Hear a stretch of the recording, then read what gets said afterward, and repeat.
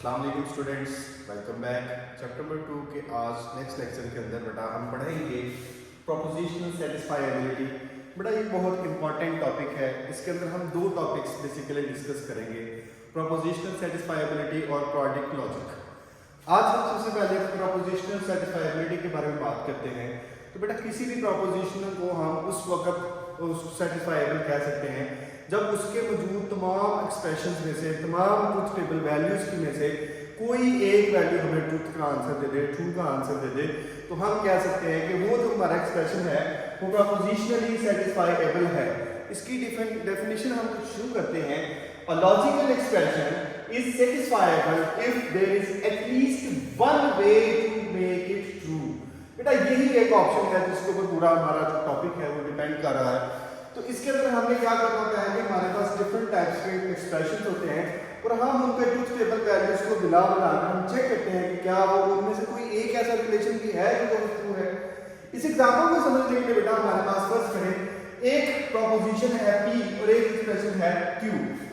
First करें हम कहते हैं कि उसकी जो वैल्यू है वो है ब्रिंग पिज्जा और दूसरी की वैल्यू है ब्रिंग बर्गर और हमने एक एक्सप्रेशन किया है P वर्सेस Q और हमारे इसको ट्रुथ टेबल की वैल्यू की वजह से वेरीफाई करना है कि क्या ये सेटिस्फाइबल है या नहीं। तो हमारे पास 2 की पावर n जो फार्मूला था, जो नंबर ऑफ रोज निकालने के लिए था, हमारे पास प्रोपोजिशन जो था 2 की पावर 2 है। पहले हमने पिछले लेक्चर के अंदर पढ़ा था। तो हम 2 की पावर 2 करें तो बेटा इसकी 4 रोज बनती है। इसका मतलब है p के भी 4 रोज बन जाएंगे और q के भी 4 रोज बन जाएंगे। इसी तरीका का अगर हम p के 4 रोज बनाए वो ट्रू ट्रू फॉल्स फॉल्स कर ले, एक ट्रू या फॉल्स ट्रू फॉल्स ट्रू और फॉल्स ट्रू कर ले। अब बेटा ये हमारे पास लॉजिकल कनेक्टिविटी है जिसको हम आर कहते हैं। ये आर का सिंबल है। आर के सिंबल की खासियत क्या थी कि कोई एक भी ट्रू हो तो हमारा फाइनल आंसर ट्रू होता है। ट्रू फॉल्स का आंसर ट्रू आ जाएगा, ट्रू ट्रू का आंसर हमारे पास बेटा ट्रू आ जाएगा, फॉल्स फॉल्स का आंसर हमारे पास क्या आएगा फॉल्स और फॉल्स ट्रू का आंसर हमारे पास क्या आएगा ट्रू। अब देखिए बेटा इसके अंदर 3 ऐसे हमारे पास आंसर्स हैं जो हमें ट्रू का आंसर दे रहे हैं। तो हमारी डेफिनेशन में क्या था कि वहां पर कम से कम एक जो है वो वे होना चाहिए और यहाँ पर तो 3 वेज हैं। तो हम इसको लिख सकते हैं कि ये प्रोपोजिशनली जो है वो सेटिस्फाइबल है। ठीक होगा बेटा, क्योंकि इसके अंदर 3 डिफरेंट वेज हैं जो इसको प्रोपोजिशनली सेटिस्फाइबल करते हैं।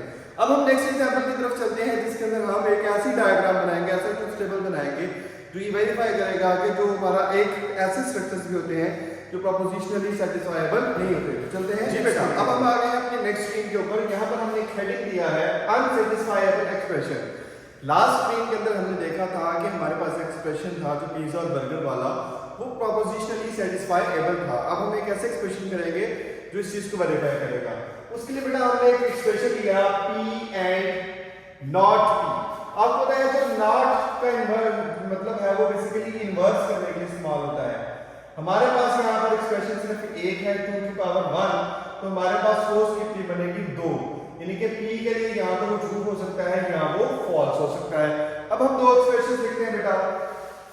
इसका मतलब क्या है P must be true and P must be false. अगर हम P के लिए एक ट्रू ले लेते हैं और एक लेते हैं फॉल्स, इसके दो ही केसेस बन सकते हैं। उसके लिए हमने लॉजिकली फार्मूला भी लिखा हुआ है। ट्रू का इन्वर्स क्या होगा बेटा फॉल्स, फॉल्स का इन्वर्स क्या होगा बेटा ट्रू।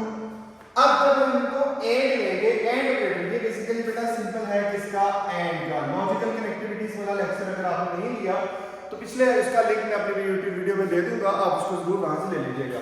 एंड ऑपरेटर में क्या होता है कि ट्रू आंसर के लिए दोनों आंसर्स ट्रू होने चाहिए। अब देखिए true and false, true and false करेंगे तो फाइनल आंसर फॉल्स आएगा। फॉल्स एंड ट्रू करेंगे तो हमारे पास बेटा फाइनल आंसर क्या आएगा फॉल्स। तो बेसिकली ये प्रोपोजिशनली जो सेटिस्फाइबल है वो नहीं हो रहा, इसको हम अनसेटिस्फाइबल कहेंगे। समझ आ रही बात की। उसके बाद बेटा हम कुछ और एग्जांपल्स इसके लिए ले सकते हैं, जैसे for example P and Q ले। अब P एंड Q हमारे पास दो प्रोपोजिशन है 2 की पावर 2, बेसिकली कितनी रोज बनेगी 4 रोज बनेगी। एक P के भी 4 बनेंगे, Q के भी 4 बनेंगे। अब अगर आप इसको बना लेंगे तो वो क्या होगा हमारे पास, वैसे भी देखें ये एंड ऑपरेटर है, P भी Q ट्रू है और Q भी ट्रू है, तो फाइनल आंसर ट्रू ही बनेगा।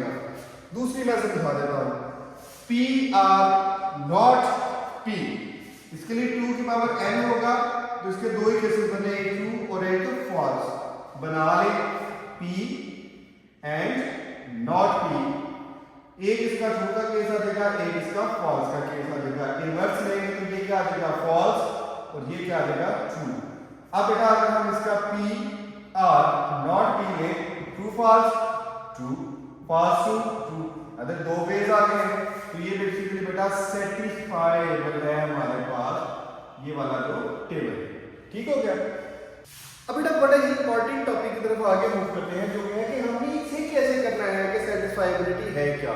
ऐसा क्वेश्चन भी शॉर्ट क्वेश्चन में आ सकता है कि हाउ टू चेक सेटिस्फाइबिलिटी। तो डेफिनेशन तो हम लिखेंगे, उसमें अगर आप पॉइंट्स लिख दें तो बेटा ये हमारा क्वेश्चन ज्यादा बेहतर बन जाएगा। जैसे हमारे पास पहला पढ़ना है कि आप सबसे पहले एक्सप्रेशन है, जैसे कि हमारे पास यहाँ पर एक एक्सप्रेशन था ये वाला। आप एक्सप्रेशन लेकर उसके पॉसिबल ट्रूथ वैल्यूज लिखनी है। जैसे अगर बेटा आपके पास A P होगा तो उसकी ट्रूथ वैल्यू 2 रोज बनेगी, 2 की पावर 2। P एंड Q है तो उसका मतलब 2 की पावर 2 4 रोज बनेंगे। ठीक होगा बेटा। अगर 3 हो तो इसका मतलब है 2 की पावर 3 8 रोज बनेंगे। It depends on the number of propositions the expression have. तो आपने सारी पॉसिबल ट्रूथ वैल्यूज लिखनी है, फिर आप उसका ट्रूथ टेबल बनाना है। जैसे कि हमने इसका ट्रूथ टेबल बनाया था, हमारे पास P एंड नॉट P था, हमने इसके पहले ट्रू एंड फॉल्स निकाले, फिर देखा कि हमने उसको एक टेबल बना के देखा कि उसके दो केसेस बन सकते थे। फिर उनके फाइनल रिजल्ट्स को चेक करें। फाइनल में बेटा अगर आपके एक ही उसके अंदर ट्रू होगा तो आप कह सकते हैं कि ये सेटिस्फाइबल है हमारा एक्सप्रेशन। और अगर उसमें सारे के सारे फॉल्स होते हैं फिर आप कह सकते हैं कि ये हमारा जो एक्सप्रेशन है वो लॉजिकली या प्रोपोजिशनली जो है वो सेटिस्फाइबल नहीं है। अब बेटा हम नेक्स्ट मूव करते हैं अपने बहुत ही इंपॉर्टेंट टॉपिक में, पीरियोडिक लॉजिक, जो कि आज का दूसरा टॉपिक है। जो बेटा पीरियोडिक लॉजिक है बेटा ये एक एडिशनल टॉपिक है प्रोपोजिशनल लॉजिक का। प्रोपोजिशनल लॉजिक और इसमें जो है वो थोड़ा सा डिफरेंस ये है कि इसके अंदर हमारे पास एक्सप्रेशंस के साथ, प्रोपोजिशंस के साथ वेरिएबल्स का भी इस्तेमाल किया जाता है। हम देखिए इसकी अगर डेफिनेशन की तरफ मूव करें तो हम कह सकते हैं it is an extension of prepositional logic, कि ये उससे वन स्टेप आगे है। अगर आपको प्रोपोजिशनल लॉजिक का कॉन्सेप्ट आता होगा तो फिर आप पीरियोडिक लॉजिक को जो है वो बड़ी आसानी से समझ सकते हैं। अब बेटा जो प्रोपोजिशनल लॉजिक है वो बेसिकली करता क्या है, ये डिस्क्राइब करता है बेटा आपके ऑब्जेक्ट्स को, प्रॉपर्टीज को और उनके दरमियान रिलेशनशिप्स को। ये तीन चीजों को जो है वो एक्सप्लेन करता है। अब हम देखेंगे कि बेसिकली पीरियोडिक लॉजिक का जो स्ट्रक्चर है वो क्या होता है। इसमें बेटा जो बेसिक स्ट्रक्चर है पीरियोडिक लॉजिक का वो दो चीजों पर मुश्तमिल होता है। पहला है कि आपने उसको प्रेडिकेट करना है एंड देन आपने उसके साथ कोई ना कोई जो है वो वेरिएबल ऐड करना है। अब हम बात करते हैं कि प्रेडिकेट करना होता क्या है। बेटा प्रेडिकेट का मतलब है कि डिस्क्राइब करना उसकी प्रॉपर्टी को। फॉर एग्जांपल हमने इसके बारे में देखा कि वो नंबर आपका इवन है कि ऑड है, वो जो ऑब्जेक्ट है आपका वो टॉल है कि स्मॉल लेंथ में है, वो स्टूडेंट है, वो टीचर है, वो क्लासरूम है, वो क्या है, इनके इन मुख्तलिफ बातों को जो है वो आप प्रेडिकेट करना कह सकते हैं। इसी तरह जो आपका वेरिएबल है वो रिप्रेजेंट करता है ऑब्जेक्ट के ऊपर जो वैल्यूज लगी होती हैं उनको। मिसाल के तौर पे x y z कुछ भी हो सकता है। अब हम प्रेडिकेट प्लस वैल्यूज को यूज करते हुए बेटा हम कुछ एग्जांपल्स करते हैं। फॉर एग्जांपल हमारे पास एक लफ्ज लिखा हुआ है टॉल इनटू x। ये बेसिकली पीरियोडिक लॉजिक की एक बड़ी बेहतरीन सी एग्जांपल है जो आपके बुक के अंदर मेंशन की गई है। अब जब ये लिखा जाएगा तो इसको बेटा आप इसका मतलब क्या समझेंगे कि x इज टॉल। समझ आ रही बात की? इसके अलावा हमारे पास और भी एग्जांपल्स हैं, जैसे हमने लिखा स्टूडेंट इनटू अली। तो इसको जब आप सॉल्व करेंगे तो क्या बनेगा, Ali is a student. Even into x लिखा हुआ है तो x इज अ इवन, ऐसे आप लिख सकते हैं। ऑड इनटू y तो y इज एन ऑड लिख सकते हैं। अब अगर आप लिखें इफ जो आपका y है वो बराबर 6 है और आप इसको सॉल्व करें और कहें ऑड इनटू 6 तो बेटा ये क्या आएगा, ट्रू के फॉल्स? फॉल्स आएगा। इसी तरीके से ये इवन और ऑड की एग्जांपल होगी। इसमें मैंने जैसे स्टार्टिंग में एक डेफिनेशन बताई थी कि ये एक्सटेंशन है प्रोपोजिशनल लॉजिक का, पीरियोडिक लॉजिक जो है, हम इसका कंपैरिजन भी कर सकते हैं। ये बहुत ही अहम शॉर्ट क्वेश्चन है जो आपको आ सकता है। प्रोपोजिशनल लॉजिक की कुछ कैरेक्टरिस्टिक्स थी कि बेटा वो सिंपल होती है, इसमें आसान से जो वेरिएबल्स हैं जैसे p q r ये यूज होते हैं।